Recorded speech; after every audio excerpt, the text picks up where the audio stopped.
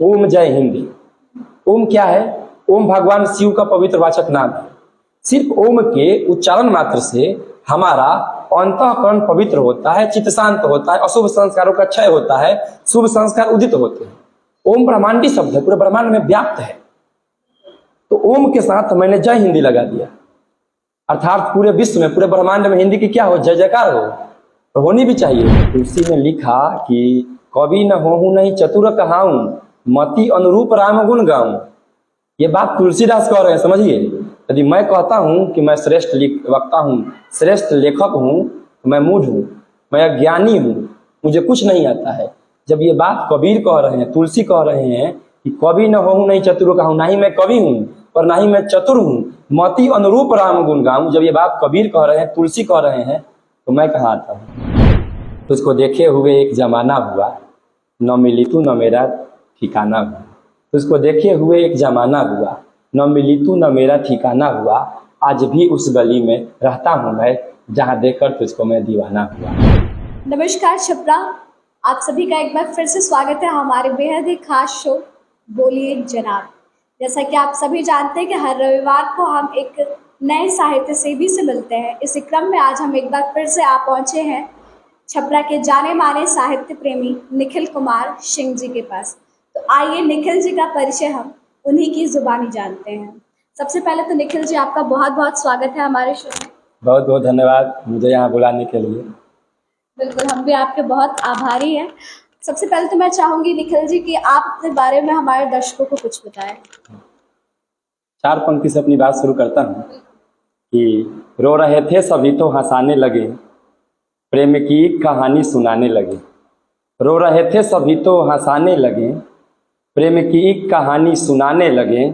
दर्द का एक समुंदर है ये जिंदगी, दर्द का एक समुंदर है ये जिंदगी, जिसमें हंसकर के गोते लगाने लगे, जिसमें हंसकर के गोते लगाने। क्या बात है। मैं आपको बता दूं कि निखिल जी पेशे से एक शिक्षक हैं।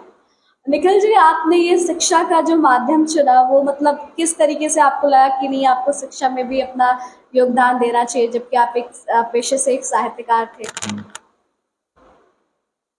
कवि न होहूं नहीं चतुर कहाऊं, मति अनुरूप राम गुण गाऊं। गोस्वामी तुलसीदास कहते हैं कि ना ही मैं कवि हूँ और ना ही मैं चतुर हूँ, मैं तो अपने मति, अपने बुद्धि और विवेक के अनुरूप कुछ कह लेता हूँ, कुछ गा लेता हूँ, कुछ सुना लेता हूँ। तो पढ़ाना मेरा शौक है, कविता मेरी जिंदगी है और मैं शौक से पढ़ाता हूँ। मतलब आपने शौक को ही अपनी जिंदगी बना ली एक तरीके से, है ना? तो मैं ये जानना चाहूंगी कि पहले तो आपकी क्वालिफिकेशन क्या रही? हिंदी से हम ग्रेजुएशन किए और हिंदी से हम एमए किए। तो ये तो बहुत अच्छी बात है कि आपने साहित्य की भाषा को जी चुना। बिल्कुल। तो अभी आप कहाँ कार्यरत हैं? HR imperial public school Chhapra में मैं हिंदी पढ़ाता हूँ और इंस्पायरेशन क्लासेस में भी मैं हिंदी पढ़ाता हूँ। बहुत अच्छी बात है और हम आपके उज्जवल भविष्य की भी कामना करते हैं। तो निखिल जी, आप अपने परिवार में पहले ऐसे व्यक्ति हैं जो इस फील्ड की तरफ गए? बिल्कुल, मैं पहला ऐसा व्यक्ति हूँ जो कविता लिखना शुरू किया।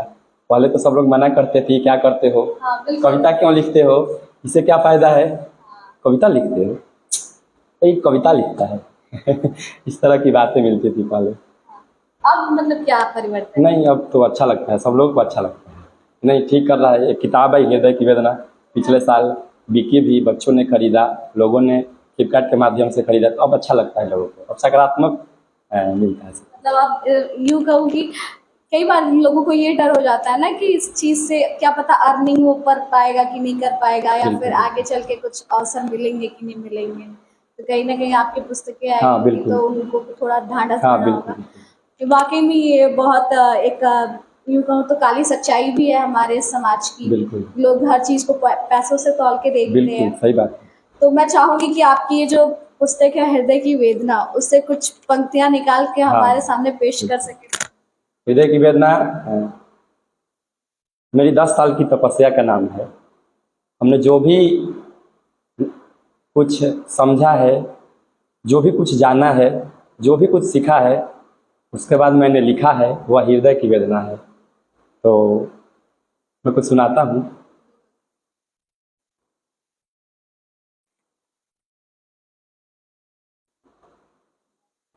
इश्क होने लगा रफ्ता रफ्ता सनम। सुने कि इश्क होने लगा रफ्ता रफ्ता सनम, दिल भी पागल हुआ रफ्ता रफ्ता सनम।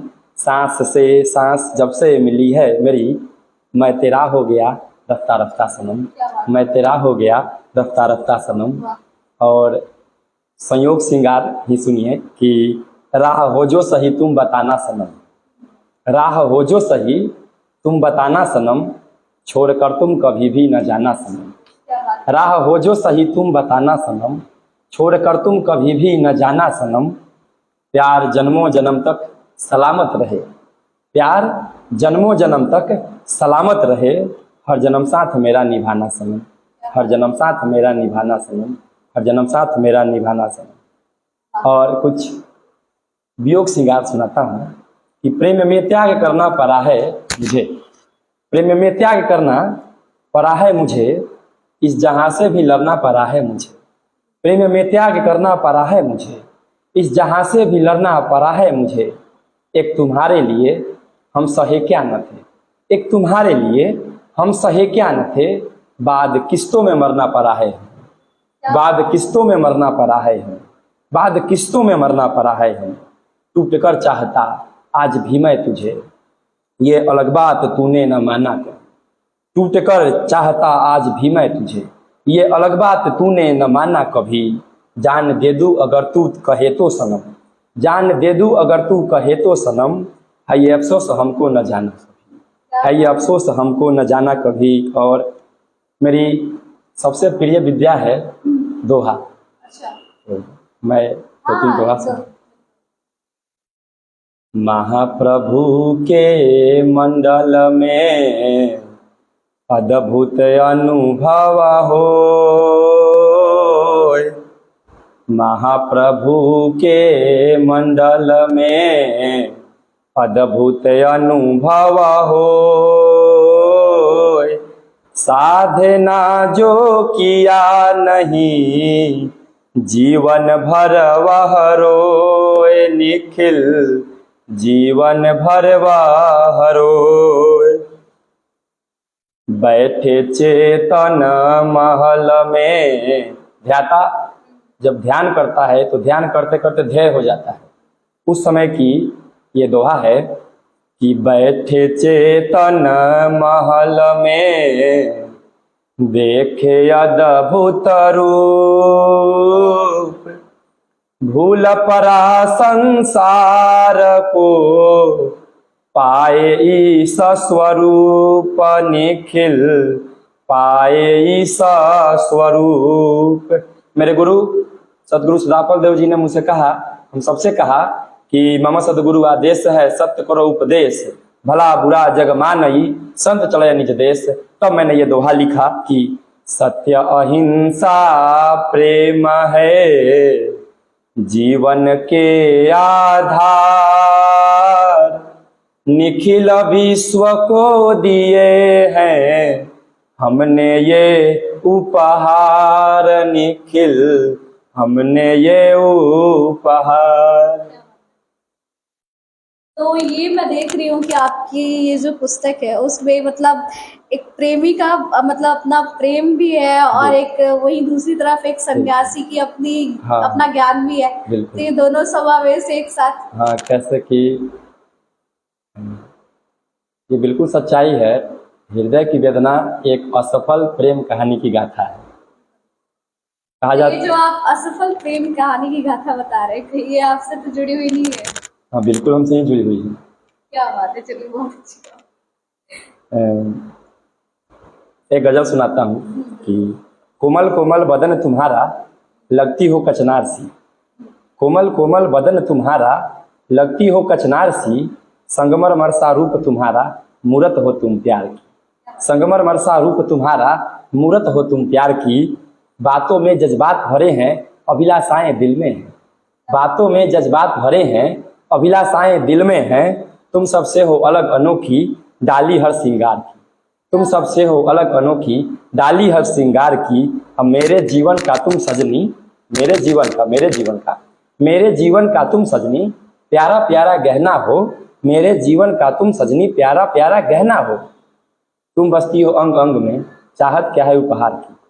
तुम बसती हो अंग अंग में, चाहत क्या है उपहार की। तुम हो मेरा विरह गीत, तुम ही तो मेरी रचना हो। तुम हो मेरा विरह गीत, तुम ही तो मेरी रचना हो।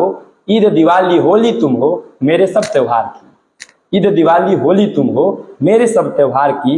और मक्का यह है कि निखिल निरंतर आसमान की ओर निहारा करता है। निखिल निरंतर आसमान की ओर निहारा करता है। कभी न कभी समझ लोगे तुम, बोली करो न पुकार की। कभी न कभी समझ लोगे तुम, बोली करो न पुकार की। क्या बात है। बहुत अच्छा। अच्छा, मैं ये भी पूछना चाहती हूँ कि आप एक हिंदी के स्टूडेंट रह चुके हैं, तो जैसे आपने हिंदी साहित्य भी पढ़ा होगा, तो आपको जैसे काल विभाजन भी हुए हिंदी साहित्य में, तो आपको कौन से काल विभाजन में कौन सी चीजें पसंद आई? भक्ति। हाँ, मैं देख रही हूँ कि आपकी जो रचना है वो काफी हद तक भक्ति मैं से। बताना चाहूंगा कि मैं तुलसी से और कबीर से सबसे अधिक प्रभावी हूँ। इसका कोई विशेष? हाँ बिल्कुल बिल्कुल। दोनों में अहंकार नहीं है, ये दोनों में कोई अहंकार नहीं है। तुलसी और कबीर, ये मेरा व्यक्तिगत विचार है, ये मेरे दोनों देवता हैं और मैं इनसे बड़ा किसी को कभी नहीं मानता। ये मेरा अपना व्यक्तिगत विचार है। तुलसी कहते हैं कि तुलसी इस संसार में भांति भांति के लोग, सबसे हिलमिल चलिए नदी नाव संजो। कबीर कहते हैं कबीरा खड़ा बाजार में, मांगे सबकी खैर, नाका हु से दोस्ती नाका हु से बैर। कबीरा खड़ा बाजार में, लिए लुकाठी हाथ, जोकर फूके आपने सो चले हमारे साथ। तो ये जो भाषा है, ये जो लिखने की शैली है, ये जो क्रांतिकारी कवि हैं, ये कबीर हैं और तुलसी हैं। कबीर ने तो ये कहा कि आकर पाथर जोड़ के मस्जिद ले बनाए, ता ऊपर मौला बांग दे क्या बहरा हुआ खुदाए। पाहन पूजे हरि मिले तो मैं पूजू पहाड़, तात से चाकी बलि पीस खाए संसार।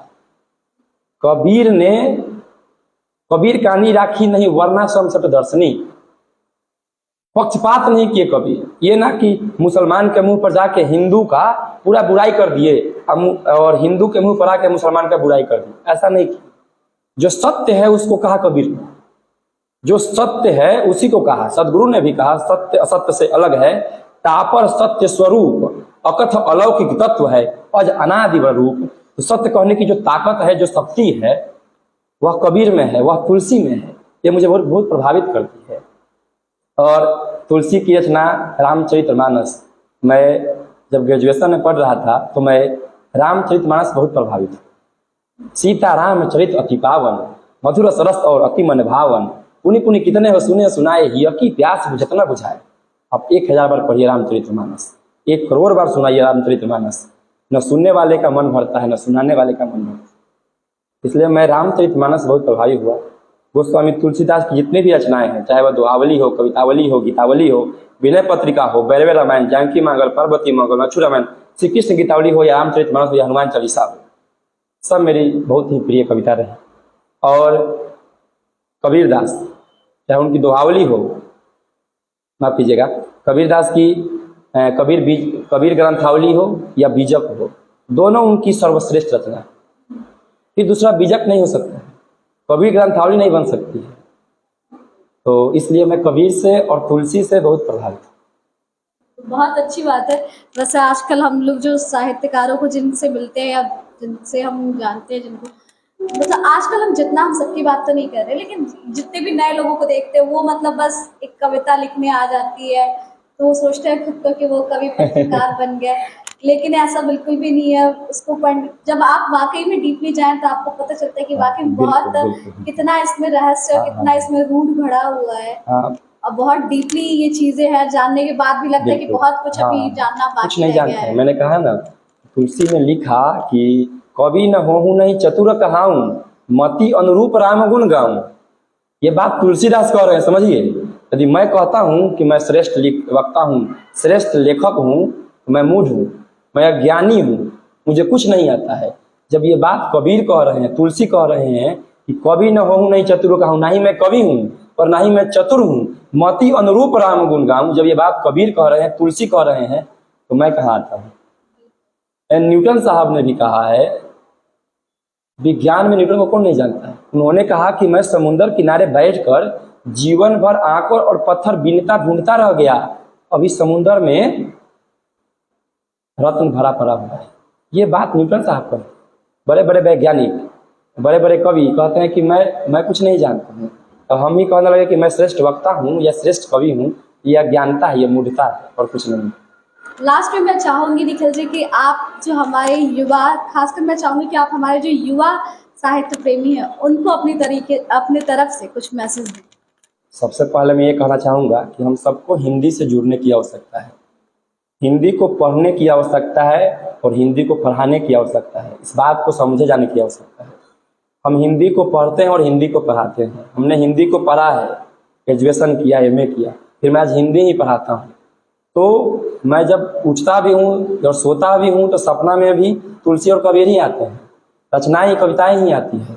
तो हिंदी की ओर बढ़ने की आवश्यकता है। इस सोशल मीडिया के युग में, इस ब्रांडिंग के युग में, इस व्हाट्सएप यूनिवर्सिटी के युग में हम सबको हिंदी को और प्रसारित करने की आवश्यकता है। हिंदी को और ज़्यादा पढ़ने और पढ़ाने की आवश्यकता है।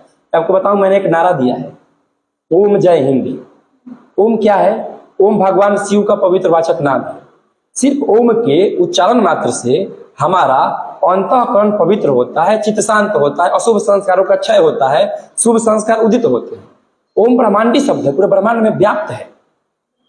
तो ओम के साथ मैंने जय हिंदी लगा दिया, अर्थात पूरे विश्व में, पूरे ब्रह्मांड में हिंदी की क्या हो? जय जयकार हो, और होनी भी चाहिए। मैं चाहता हूं कि हिंदी की जय जयकार हो। तो मैं ये चाहूंगा कि आप सब लोग हिंदी को खूब पढ़ें और हिंदी को खूब पढ़ाएं। सावन का महीना है, तो एक कविता, मेरी एक कविता है, सावन आया है। तो सुने कि एक दफा मिलो मौसम मन भावन आया है, एक बार मिलो मौसम मन भावन आया है, एक बार मिलो मौसम मन भावन आया है, तुम भी आओ प्रिय देखो सावन आया है, तुम भी आओ प्रिय देखो सावन आया। इस बहते हुए नाव को एक किनारा मिले, इस बहते हुए नाव को एक किनारा मिले, तुम आओ तो जीने का एक सहारा मिले। इस बहते हुए नाव को एक किनारा मिले, तुम आओ तो जीने का एक सहारा मिले। हाँ, एक बार फिर तेरा साजन आया है, हाँ एक बार फिर तेरा साजन आया है, तुम भी आओ प्रिय देखो सावन आया है। तो छपरा, ये थे आज हमारे साथ निखिल कुमार सिंह जी, जो कि पेशे से एक शिक्षक हैं और साथ में एक साहित्य प्रेमी भी हैं। मुझे उम्मीद है कि इनकी जो कविताएं थी, इनकी जो दोहा थी और गज़लें थी, वो आपको आज ज़रूर पसंद आई होंगी और इनकी बातों को भी आपने बेहद ही पसंद किया होगा। तो छपरा, आज दीजिए हमें इजाज़त। हम मिलेंगे फिर अपने एक नए एपिसोड में एक नए साहित्य प्रेमी के साथ। तब तक के लिए आप बने रहें और देखते रहें हमारा चैनल बोलेगा बिहार।